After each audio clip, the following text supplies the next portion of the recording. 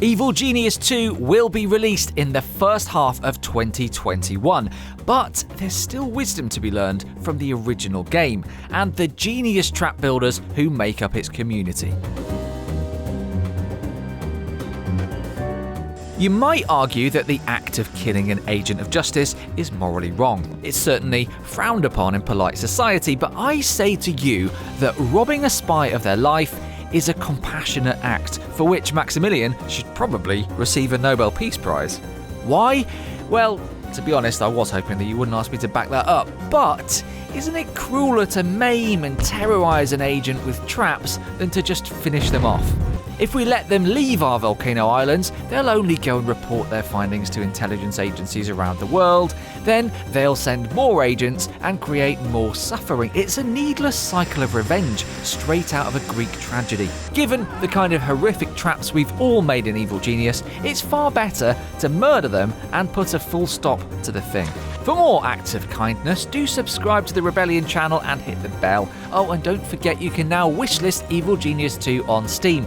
That way you'll be notified as soon as it comes out. Right now though, let's take a look at some of the most staggeringly nasty traps the community members have dreamed up. Fear them. Let's kick things off with our own attempt to build the Deadliest trap, which, incidentally, sounds like a great premise for an Australian reality TV show. In a fit of ambition, we created a 3-pronged base entrance with 2 dummy doors. If agents broke through the wrong gates, they'd be blown through an elaborate pipe system made from interconnected wind traps. If bouncing off the walls didn't finish them off, the poison gas in the U-bend would. You might even notice a variation on the classic Uber trap design at the bottom there. More on those later. Over time though, the flaws in our maze trap revealed themselves.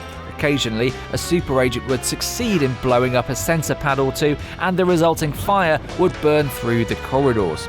After that, we had to let our minions in to replace the traps, at which point they started picking up the bodies. Then when new baddies turned up to set off the wind machines, everyone went flying. If you've ever seen The Wizard of Oz, think of that opening tornado, just with the cows and cyclists replaced by agents, minions, and corpses. Our expensive folly taught us a valuable lesson at least. It's much better to consult the experts in matters of traps. For that reason, we're going to celebrate the most accomplished community creations instead.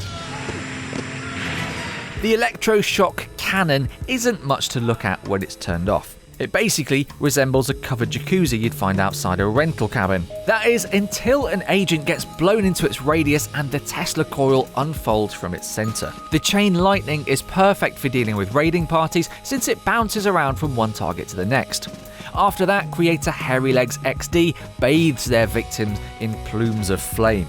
Note that the flamethrowers are placed 8 squares apart, giving them enough distance from each other not to burn the whole base down. By the time the smoke clears, only comedy body bags remain. Everyone finds body bags funny, right? Maybe we've been playing this game too long. Best of all, this trap is built in a freezer, which means minions won't try to retrieve the bodies. I imagine the cold stops the leg hairs from getting singed too. After spending hours trying to connect traps that span multiple screens, we've come to admire some for their sheer simplicity. The device Aeschylus Cage has set up here is no larger than a locker room, yet manages to pack in all the wallops to squeeze all the hit points from your average thief. The piranha tank is 2 squares long, and we've always made the mistake of laying it lengthways down the corridor. What the shrewd Mr. Cage does is place it across the room so that it can catch 2 spies at once. Just look at them squirm in perfect unison. We haven't seen synchronized swimming like that since the 2016 Olympics. The kicker comes on exit when the fire trap opens up like a particularly spicy noodle box. Fire and water, a return to the elements. There's something quite spiritual about murdering spies, you know? The Freak is a fixture of ambitious traps, since the blue fella can be relied upon to set off your tripwires every time. We've built our own Freak triggers in the past, then connected them to traps all over the base, so that they fire constantly. It's terrible for energy bills, but great for killing Bond wannabes, so... The trouble is, locked doors attract agents, and eventually an enemy will let your Freak out. And then you'll have to coax him back in again, and, well, good luck with that. He wasn't employed for his pathfinding. The genius of Andreas Duffner's version is the use of wind machines, which kick in every time a freak tries to head for the door, which is every second of every day. Is it right to imprison someone in a wind tunnel like a sort of perennial 90s pop star? Not sure about that one, but it does keep the spires exploding.